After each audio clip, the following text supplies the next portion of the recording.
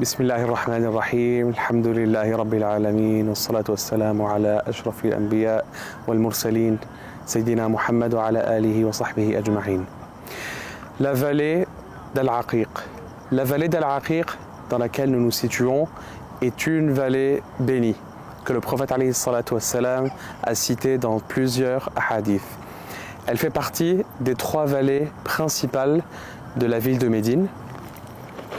Le prophète alayhi salatu wassalam a cité cette vallée lorsqu'il dit à ses compagnons: Jibril est venu me rendre visite la nuit passée alors que j'étais dans la vallée d'Al-Aqiq.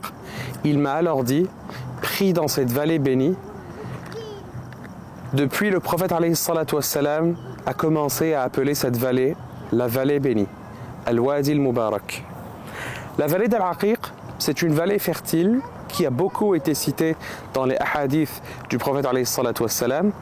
Uqba ibn Amir radiyallahu anhu rapporte qu'un jour le prophète sallallahu alayhi wa sallam est venu voir les compagnons alors qu'ils étaient dans la Suffa, la zone ombragée à l'arrière de la mosquée de Médine, et il leur demanda: qui parmi vous souhaiterait aller à la vallée de Bouthan ou à la vallée d'Al-Aqiq et recevoir 2 grandes chamelles d'une manière légitime et sans prendre nul péché? Ils ont alors tous répondu: nous le souhaitons tous, ya Rasulallah.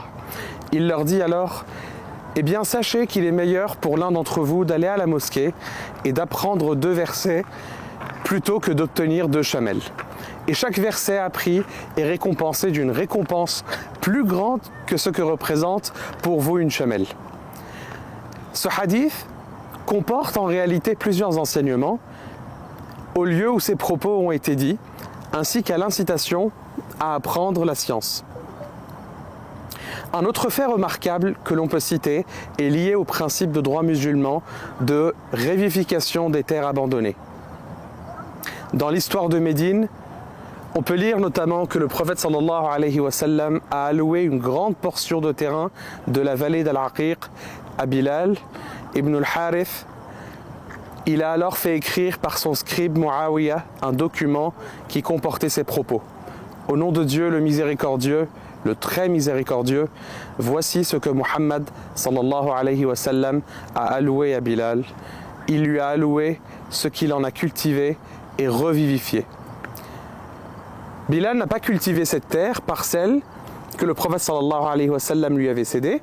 Puis quelques années plus tard, alors que Omar ibn al-Khattab radiyallahu anhu était devenu calife, il dit à Bilal: si tu es capable de cultiver la vallée d'Al-Aqiq, cultive-la et tu auras de la vallée ce que tu pourras en cultiver, comme te l'a accordé le prophète sallallahu alayhi wa sallam.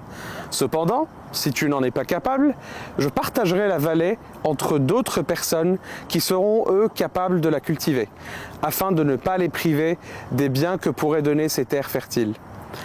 Bilal lui a alors demandé: me prendrais-tu ce que le prophète sallallahu alayhi wa sallam m'a accordé?